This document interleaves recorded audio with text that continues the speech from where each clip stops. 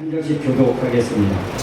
예수님은 두로 지방에서 나와 시돈과 데가볼리 지방을 거쳐 갈릴리 바닷가로 돌아오셨다.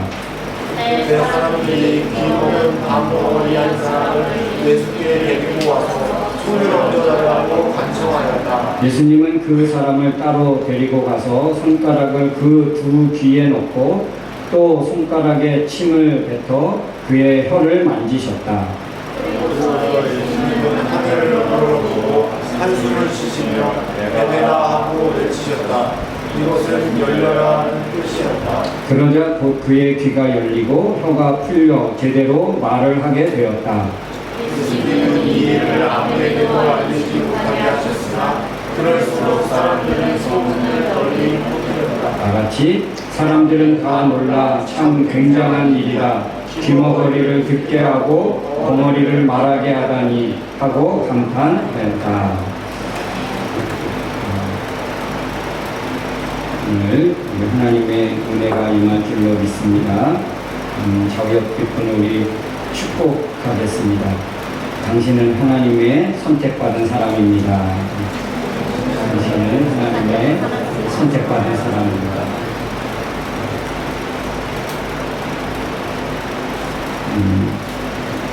저는 매주마다 이렇게 이제 큰 고민이 있습니다.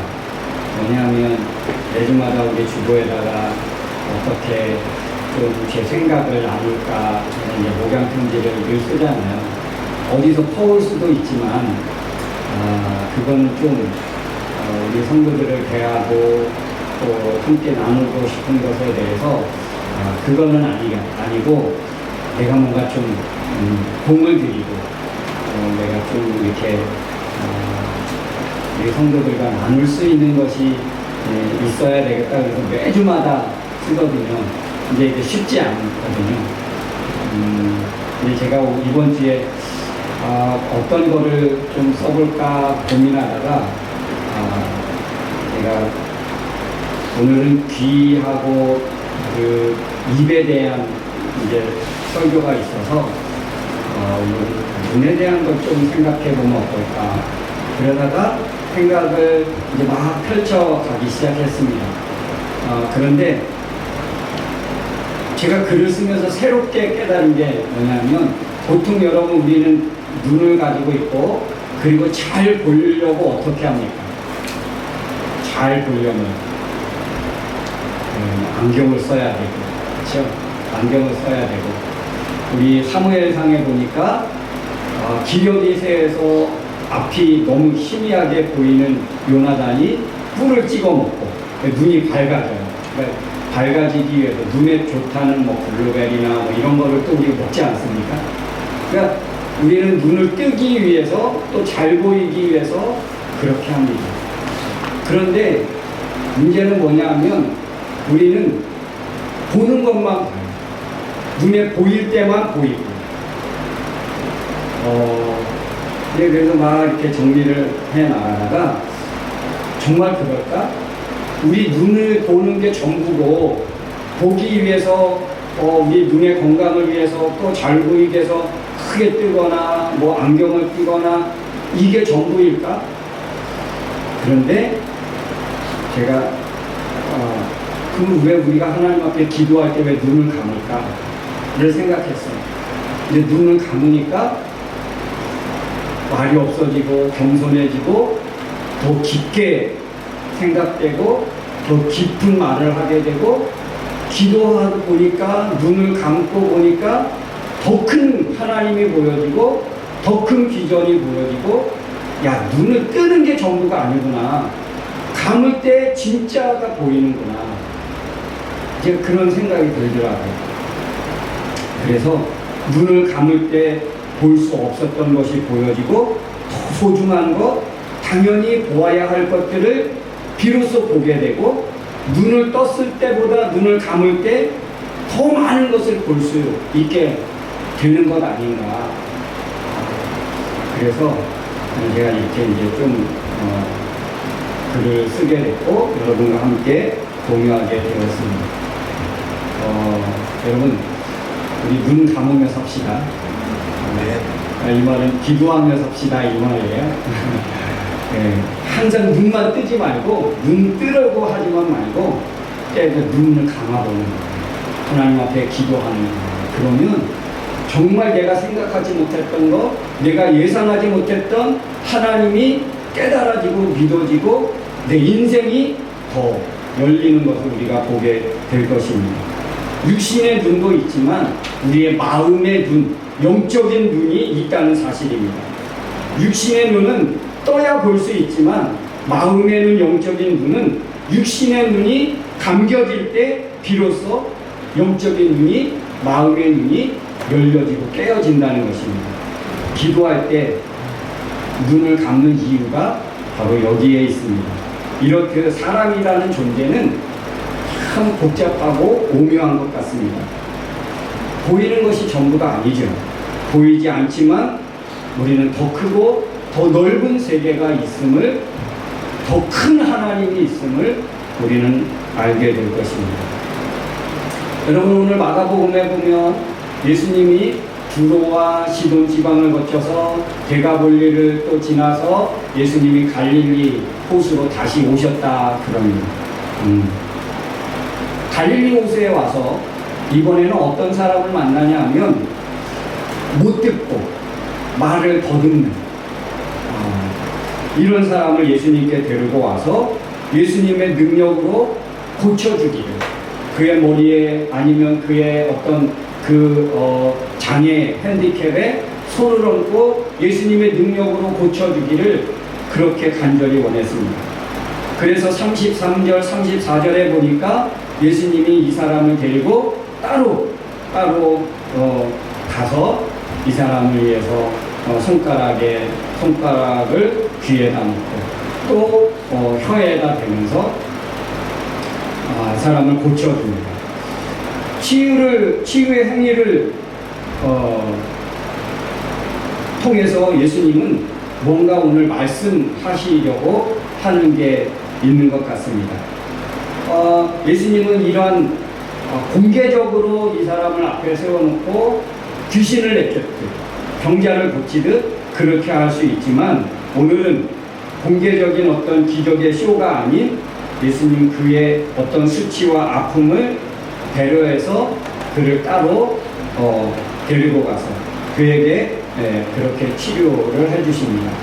그래서 33절에 구체적인 그런 그 치유의 그 행위가 나타나 있는데, 그래서 그의 듣지 못했던 귀, 그리고 말하지 못했던 그 입, 혀를 예수님이 고쳐 주십니다.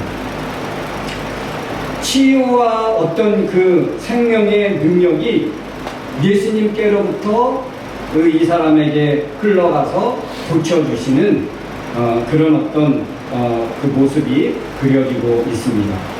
그리고 예수님이 34절에 이렇게 말씀합니다. 하늘을 우러러 한숨을 내쉬며 탄식하셨다, 이런 표현이 나오는데, 이건 뭐냐면 그냥 단순히 한숨이 아닙니다. 우리가 그냥 귀찮고 짜증날 때 내는 그런 한숨이 아니라, 이것은 그 어떤 개인적인 질병을 위한 한숨이 아니라, 이건 죄로 인해 무너진 그 한 인격체, 죄로 인하여 무너질 수밖에 없었던, 고통하고 아파할 수밖에 없었던 그 한 사람의 현실을 예수님이 고치심으로 창조의 질서를 회복하시는 그런 예수님의 전교. 이 창조의 질서가 혼란해지고 무너짐을 통해서 겪게 된 그 아픔, 이 사람을 안타까워하시는 예수님의 마음을 오늘 그렇게 표현하고 있습니다. 그래서 한숨을 내쉰다는 이 원어를 보면 어떤 단어냐면 에스테나젠이라는 그런 헬라어 단어인데, 이것은 어떤 내적인 고통, 슬픔, 안타까움을 표현할 때 쓰는 단어라고 그렇게 쓰여져 있습니다. 그러니까 예수님이 굉장히 안타까움에 그 사람을 그렇게 앞에 대하고 있는 것입니다. 그러니까 예수님은 그 사람의 아픔을, 그 사람의 어떤 너무 불편한 삶을 공감하고 계신 예수님의 모습인 것을 우리가 볼 수 있습니다. 하나님은 우리의 연약함과 부족함, 아픔과 고통을 이렇게 공감하시는 분이십니다. 그렇기 때문에 우리는 예수 안에서 우리의 연약함과 부족함과 죄의 문제가 더 이상 문제되지 않습니다. 공감하시고 위로하시고 고치시고 회복하시는 그런 예수님이 있기 때문에 그렇습니다. 여러분, 저는 오늘 이 치유하시는 예수님의 이 모습을 보면서 오늘날 우리에게 던지고자 하시는 예수님의 메시지, 하나님의 메시지가 무엇일까? 우리는 다 들을 수 있고 우리는 다 말할 수 있고, 누가 그런 얘기를 하더라고요. 우리 크리스찬들이 물에 빠지면 엉덩이만 보인대요. 왜요? 물고기하고 말하고 다니느냐고. 네. 그 정도로 말 잘하고 말 많고, 이게 진담인 줄을 아시는데 더워서 제가 잠깐, 그 정도로 우리 그리스도인들은 말 못하면 안 된다는 그런 인식을 가지고 있습니다. 말 잘한다는 인식을 가지고 있습니다. 근데 여러분, 오늘 정말 우리는 그럴까? 과연 이 사람이 겪고 있는 청각의 문제는 우리하고는 전혀 상관없고, 이 사람이 말 못하는 그 장애와 아픔이 우리하고는 전혀 관계없는 그런 상황일까? 저는 아니라고 생각합니다. 오늘 우리의 청각의 그런 장애와 언어의 장애를 우리는 안고 살아가는 것 같습니다. 어떤 의미에서? 이 사람은 공동체 생활에 굉장한 그런 장애를 가지고 있었겠지요. 공동체 생활이 불가능하고 또 차별의 아픔도 이 사람은 아마 가지고 있었을 거예요. 그런데 과연 우리는 어떤 장애를 가지고 있을까요? 하나님의 말씀을 듣지 않습니다. 듣지 못합니다. 하나님의 말씀에 문자적으로 대함으로 인해서 바리새인처럼 예수님 하나님의 그 본질의 그 말씀을 우리는 듣지 못합니다. 들어도 흘려듣고 깨닫지 못하고 삶에 적용하지도 못합니다. 이러면 이 정도면 대단한 청각 장애인입니다. 못 들어서가 아니라 듣는데 그것이 나하고 전혀 상관없고, 듣지만 들려지지만 믿어지지 않고, 하나님이 우리에게 원하시는 그런 삶이 있는데 우리는 그것과 무관하게 내 고집과 내 생각과 내 계획대로 간다면 그거는 문제인 거죠. 예수 하나님이 보일 때 우리는 청각 장애인과 같은 거예요. 그것뿐입니까? 타인의 고통과 아픔을 외면합니다. 내 이익을 위해서, 내 자신을 위해서 다른 사람의 고통과 아픔을 외면하며 살아간다는 것. 고통 소리가 들리고 아우성 소리가 들려도 전혀 춤추고 노래해도 춤추지 않는, 애곡해도 그렇게 슬퍼하지만 곡하지 않는, 예수님이 성경에 그렇게 비유하잖아요. 그렇게 마음이 굳어지고 그런 악한 죄악의 상태가 되었던 것을, 이 세상에 들려오는 아픔의 아우성 소리가 있음에도 우리는 내가 아픔 당하지 않았으니까, 내가 그런 고통을 당하지 않았으니까 그런 소리에 우리는 귀를 닫습니다. 양심의 소리, 이것에 우리는 또 무시하죠. 하나님이 성령으로 우리에게 음성을 들려주시고 깨닫게 하시고 그럴 때 어떻게 합니까? 우리 속에 들려오시는 성령님의 음성을 무시하고 세상의 소리에 오히려 더 관심 있지 않습니까? 이번 주식에 어디를 투자했더니 누가 얼만큼 부자가 됐대, 얼만큼 이익을 봤대. 여러분, 하나님의 음성에 우리가 귀를 기울이는 것보다 세상의 소리에 우리가 더 귀를 기울이지 않습니까? 그렇죠? 그리고요, 우리는 듣고 싶은 말만 듣고요, 불편하거나 권면하거나 충고하는 소리는 듣지 않습니다. 이러면 정말 들어야 할 우리의 귀가 막혀진 거죠. 우리가 들을 수 있지만 청각 장애를 가지고 살아가는 것과 똑같지 않습니까? 오히려 못 듣는 게 더 낫지 않을까? 이 정도면, 이런 삶을 살고 있다면 오히려 못 듣는 게 더 낫다. 오히려 못 보는 게 더 낫다.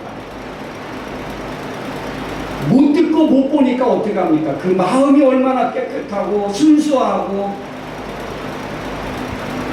웃음도 많고. 제가 옛날에 저희 신학교 때 그 시각장애인 교수님이 있었습니다.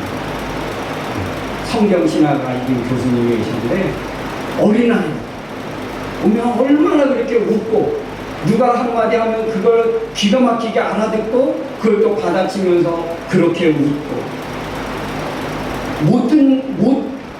못 보니까요, 얼마나 귀도 밝고 순수하고 하나님을 향한 그 열정이 얼마나 깨끗한지요. 야, 이 보는 게 문제구나. 여러분, 또 언어의 장애는 어떤가요? 언어의 장애. 우리는 말 못하지 않죠? 말 다 잘하고요. 우리 이든이하고 주영이가 여러분 매주마다 여러분 새로운 말들을 해서 할 때 여러분 얼마나 신기하고 얼마나 귀엽고 사랑스럽습니까? 예? 전혀 할 줄 몰랐던 단어들이 매주마다 새롭게 튀어나와요. 예, 어디서 배우고 어디서 누가 가르쳐 주는지는 모르지만 매주마다 신기한 단어를 나와요. 예. 여러분, 우리는 언어에 장애가 없지. 그런데 정말 그런가? 제가 한번 찾아보니까요, 감사와 찬양보다 원망과 불평이 먼저 나오고 그것을 많이 한다면 이거 언어 장애예요. 마땅히 해야 돼요. 언어를 하지 않는다면 이거는 언어 장애인 거예요. 하나님이 기뻐하시는 언어를 우리가 사용하지 못한다면, 하나님이 우리에게 원하시는 그 감사와 찬양과 고백, 이게 없다면 우리의 입을 주신 이유가 없죠. 하나님이 입을 주셔서 너는 당연히 하나님을 찬양하고 그 하나님께 감사하고 그렇게 하라고 주신 입을 가지고 원망하고 불평하고 한다면 이 언어 장애입니다. 또요, 사랑의 언어가 부족하다. 이건 말하지 않아도 아니에요. 그리고요, 진실하고 진리를 증언하지 않고 오히려 침묵합니다. 거짓 증언하고요, 험담하고 비난하고 욕하고 파괴적인 언어를 사용한다면 이것도 입을 주신 하나님의 그 본질과는 어긋난 삶을 사는 거예요. 잘못 사용하고 있는 거예요. 이것도 언어 장애입니다. 어쩌면 우리가 우리 스스로 이 볼 수 있고 들을 수 있고 말할 수 있다는 것 때문에 하나님 앞에 고쳐달라고 치유해달라고 나가지 못하게 되는 그런 아픔이 우리에게 있는 거예요. 정말 끔찍한 아픔과 공동체의 장애를 가지고 있는 거예요.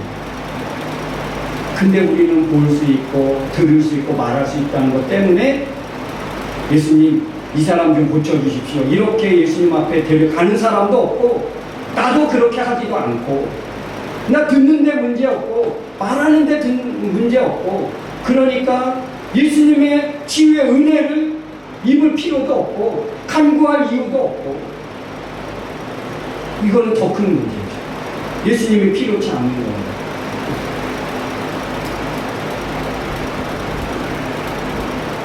들어야 할 것을 들을 때, 말해야 할 때 침묵하지 않는 것, 우리의 귀와 입이 회복되고 치유되는 것, 이게 오늘 이 본문을 통해서 우리에게 또 이렇게 아파하고 힘들어하는 사람 예수님이 고쳐주셔서 새롭게 사는, 여러분 이 사람이 고침받고 회복됨으로 인해서 어떻게 됐습니까? 인생이 회복된 거 아닙니까? 이 사람은 그 사람의 미래가 달라진 거예요. 근데 우리는 우리의 말과 우리의 귀 이것이 하나님 앞에서 새로워지지 않으면 오히려 이 사람만 못한 거예요.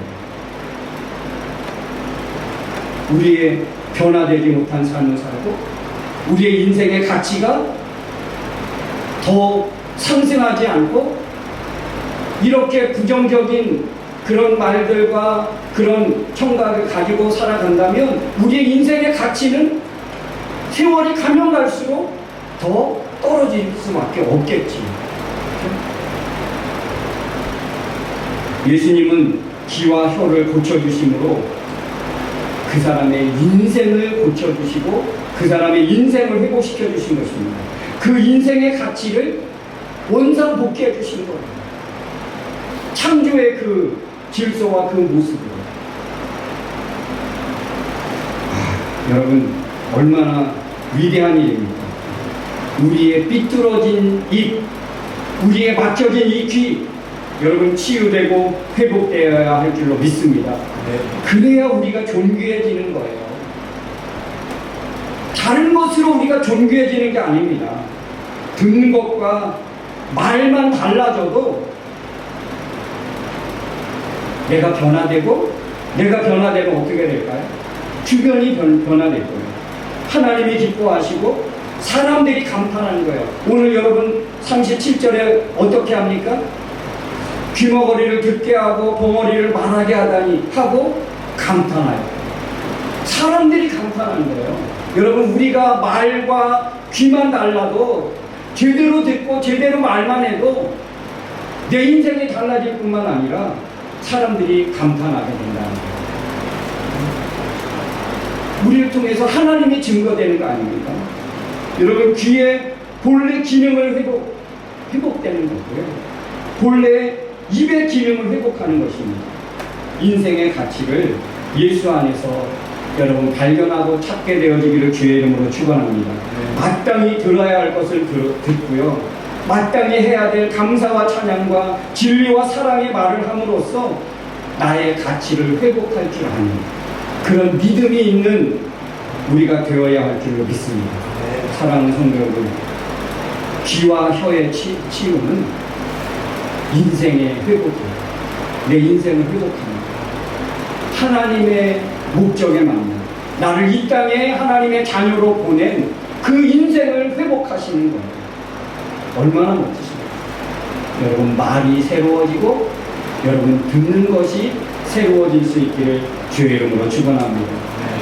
들려줘도 깨닫는 것, 잘 깨닫고 그리고 깨달은 말, 깨달은 대로 잘 말하고 감사하고 찬양하고 사랑하고 진리를 말하고 하나님을 드러내고 여러분 귀가 회복되고 말이 회복되면 우리의 인생이 회복되는 것입니다.